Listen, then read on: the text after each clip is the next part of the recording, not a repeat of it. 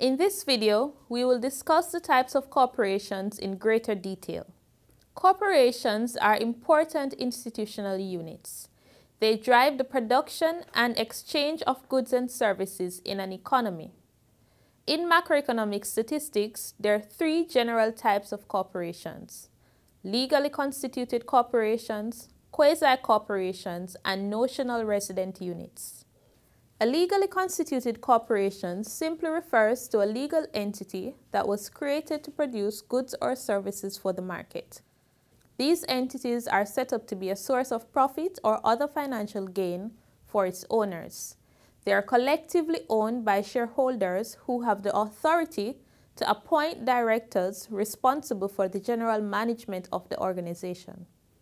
These are some of the main characteristics of corporations. Corporations are created by a legal process and are recognized independently of their owners. The owners can be any institutional unit that has a claim on the equity, such as the shareholders. Corporations are generally market producers. That is, they are created to produce goods or services for sale at economically significant prices. Ownership and control of a corporation is vested in the shareholders collectively. A corporation has a board of directors that is responsible for its management and oversight.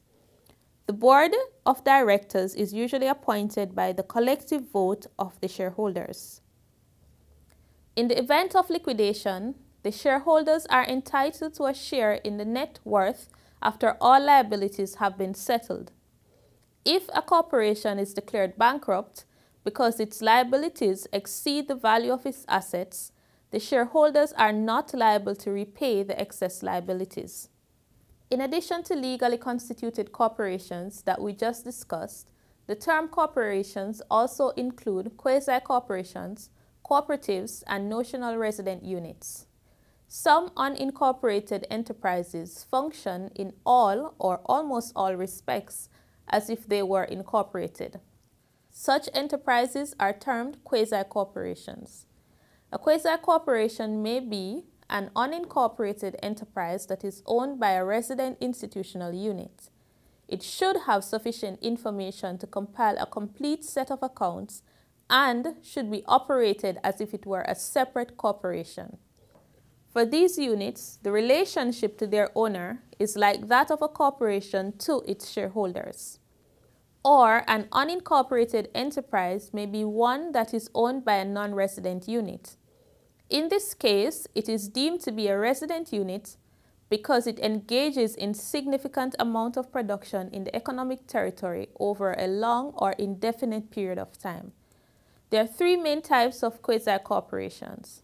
First, unincorporated enterprises owned by governments that engage in market production and that are operated in a similar way to publicly owned corporations.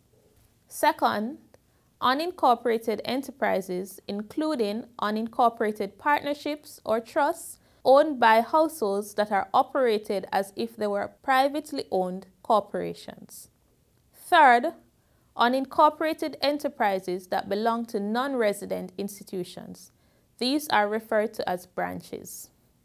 The intent behind the concept of quasi-corporation is to distinguish from their owners those unincorporated enterprises that are sufficiently self-contained and independent.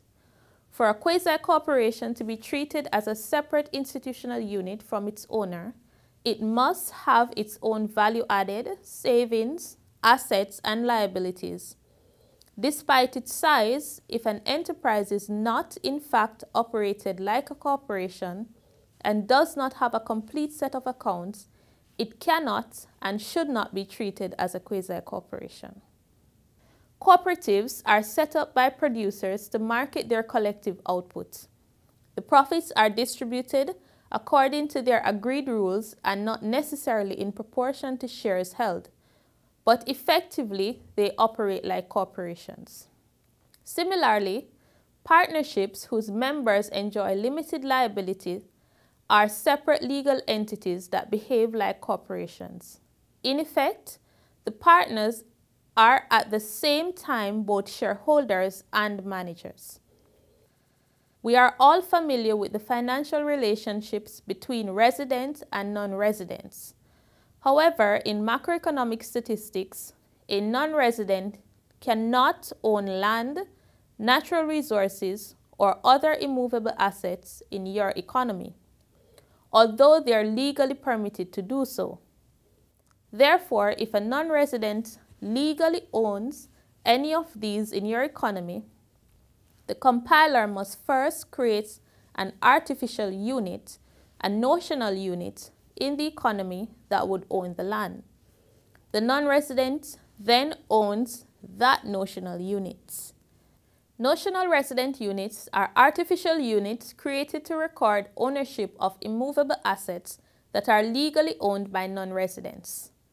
The notional resident unit is recorded as owning the asset and receiving the income.